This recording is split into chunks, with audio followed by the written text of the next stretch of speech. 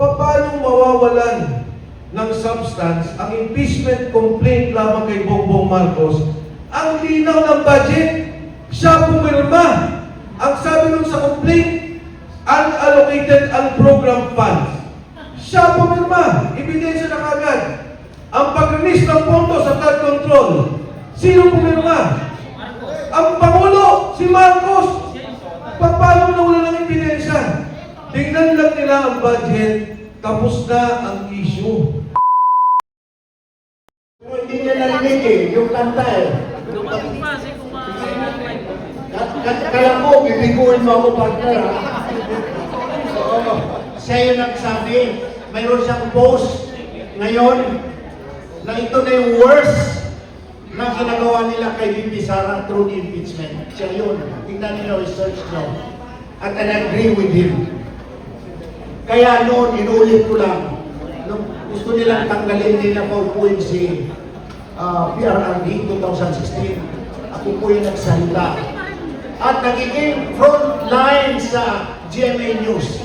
Wala sa GMA dito ngayon. Over our dead bodies. We will not allow that. Okay? Sana magiging ganon ang linya ng pag-iisip natin. Huwag natin hayaan na sakasaan na lang natin nila ang karapatan. National accountability. Masaya kami na nandito isa sa mga pundasyon ng PANA. Ang dating secretary ng DNR at kongresista ng Quezon City, si Congressman Mike Defensor. Salamat sa lahat, no? Nabigomang kami sa aming third complaint sa Secretary General's Office ng House. Pero yun ang kabiguan na success. Dahil na-expose namin ang kapulukan ng sistema sa House of Representatives. Naging circus ang impeachment dahil binastos nila ang taong bayan at ang konstitusyon ng Pilipinas. Yon ang pinaka-importante na nagawa ng grupo ni Congressman Mike Defensor, ni Ronald Adamat, myself, and the others. People's complaint po yon. Ang binastos nila ang mga Pilipino. Hindi kami. Kasi instrumento lamang kami ng ating mga mamamayan. Maraming salamat sa inyong suporta at lalaban tayo sa gobyerno ng mga magnanakaw. Hindi tayo papayag dito. At I would like to introduce again my good friend at ang leader din namin sa PANA, ang dating Secretary ng DNR and Congressman Anak Kalusugan Party List, Mike Defensor.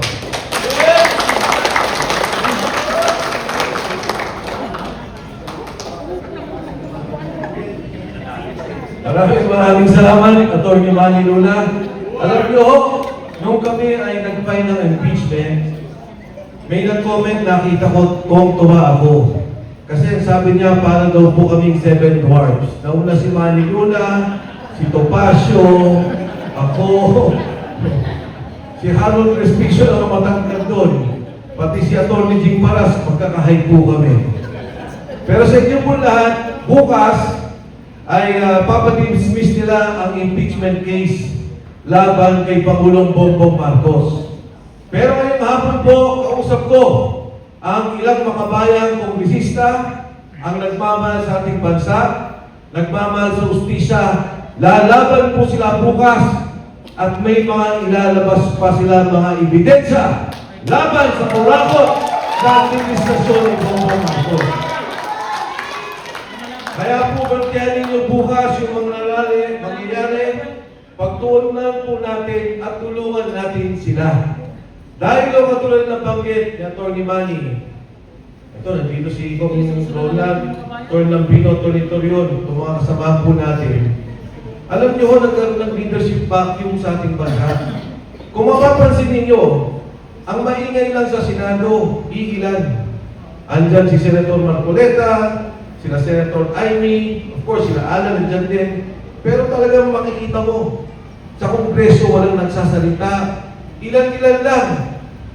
Ilan lang ang kampi natin. Si Miao Miao, sinususpindi pa. Sabi ni Senator Ping Lacson, 67 ang mga kongresista, contractors ng sariling pondo. Hindi sinuspinde, hindi inimbestigahan. Nagkawa ng listahan si Vizcaya. Si Bernardo, may mga congressman na nandun. Walang nasuspinde, walang nakasuhan. Pero yung isang nagsasalita sa korupsyon, sa pagnanakaw, kinasuhan. Bukas po, magsasalita sila at tulungan natin sila. Dahil sa katotohanan, ito ang pinakamabigat na pagdadaanan ni Vice President Inday Sara Duterte. Dahil sa nakikita nila, pag hindi nila natanggal ang ating pangalawang Pangulo, sigurado na uupo si Inday Sara bilang Pangulo ng Republika ng Pilipinas. Hindi pa ho 2028, baka bago pa mag-2028, maging Pangulo na si Inday Sara Duterte. Kaya ang nais po nila, mawala na siya sa ganitong panahon pa lang, ganitong kaaga. Ganon sila katakot kay Inday Sara Duterte. Pero di ba ho, ang saligang batas, anong sinasabi? Ang proseso ng impeachment, ito lang ang pagkakataon natin para magreklamo, para i-question, para maging kritikal sa namumuno sa ating bansa. Anong ginawa? Yung kay Bongbong Marcos, kami nun, pupunta, ayaw tanggapin. Pagkatapos, kinausap lahat, wala mag-endorso. Pero okay na rin. Kasi ako nung umpisa pa lang, ayaw mo na. Yung mga pumasok na impeachment, dinismiss kagad. Paano mawawalan ng substance ang impeachment complaint lamang kay Bongbong Marcos? Ang linaw ng budget, siya pumirma. Ang sabi nun sa complaint, unallocated unprogrammed funds. Siya pumirma. Ebidensya na kagad. Ang pag-release ng pondo sa flood control, sino pumirma? Ang Pangulo, si Marcos. Paano nawala ng ebidensya? Tingnan lang nila ang budget, tapos na ang issue. May kinalaman si Bongbong Marcos. Dapat, ang ginawa nila, pinaupo, pinagpaliwanag. Ano ba nangyari sa budget? Ano ba ginawa mo? Itong releases na ginawa mo para sa flood control, kasama ka ba dyan? Pero hindi ho. Dinismiss ka agad. Yung kay Inday Sara, 125 unliquidated. Ang totoo po doon, ang natitira na lang na unliquidated, 75 million. 75 million pesos unliquidated. Ang ibig pong sabihin nun, ayusin mo ba ang submission ng dokumento at itama mo. Hindi sinabing nagnakaw. Hindi sinabing korupsyon. Pag tinignan nyo ang core report this year, DPWH unliquidated 100 billion pesos. DOH unliquidated 50 billion pesos. Lahat ng ahensya may unliquidated funds. Dahil yan po ang proseso ng pagsasaayos ng pondo. Ngayon, si Bongbong Marcos, 2022, 2.5 billion pesos in 45 days. 32 million pesos a day. Inimbestigahan ba nila? Hindi. 2023, 5 billion pesos. 2024, 5 billion pesos. Magkano yun? 12 million pesos a day. Inimbestigahan ba nila? Hindi. Kaya po, ang proseso at sabi ng saligang batas, itama natin. Pero bakit ganyan? Yung mga totoong nagnakaw, yung totoong naging korap, ayaw niyong tingnan. Pero si Inday Sara, dahil kalaban ninyo sa 2028, dahil may politika, tatanggalin ninyo para mawala siya sa laban pagkapangulo ng ating bansa, ng ating republika. Kaya po kung ayaw lumaban ng Kongreso, ayaw lumaban ng Senado, hawak nila ang ombudsman, hawak nila ang DOJ. Sino ang lalaban? Tayo! Tayo, kasama ang sambayanang Pilipino, lalaban para ituloy ang nangyayari sa bansa.